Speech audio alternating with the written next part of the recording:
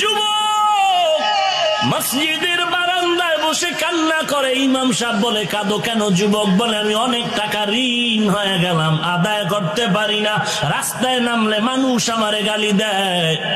ইমাম সাহেব বলে, নবীজির দেওয়া তাবিজ ব্যবহার কর, ঋণ থাকবে না। কি তাবিজ? বলে, নবীজি দোয়া শিখায় গেছেন, দোয়াটা পড়, আল্লাহুম্মা কফিনি বিহালালিকা আন হারামিক ওয়া আগনিনি বিফজলিকা আম্মান সিওয়াক। যুবক বলে, হুজুর দয়া করে ক্ষমা করবেন, এই দোয়া আমি শিখি নাই, পড়তেও পারবো না। ইমাম সাহেব বলে, তো আরো ছোট্ট আকারে একটা তাবিজ আছে নবীর শিখানো, পর ইস্তেগফারের আমল, আস্তাগফিরুল্লাহাল আযীম, আস্তাগফিরুল্লাহাল আযীম, আস্তাগফিরুল্লাহাল আযীম।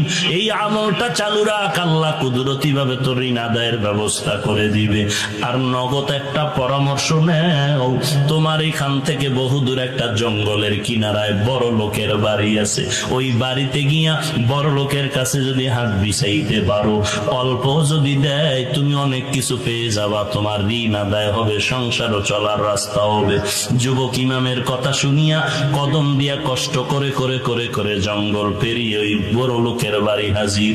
বাড়িতে যাওয়ার পর সকালবেলা গিয়া যখন হাজির হয়ে গেল, শুনে বাড়ির মধ্যে কান্নার আওয়াজ, সবে মাত্র ওই বড় লোক দুনিয়া থেকে বিদায় হয়ে গেছে।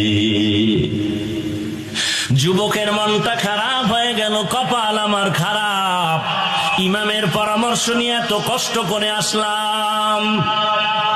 যুবক কান্না, আমার কপাল এত খারাপ, ক্লান্ত হয়ে গেল, দীর্ঘ পথ সফর করে আসাতে ক্লান্ত হয়ে মাটিতে ঘুমায় পড়লো।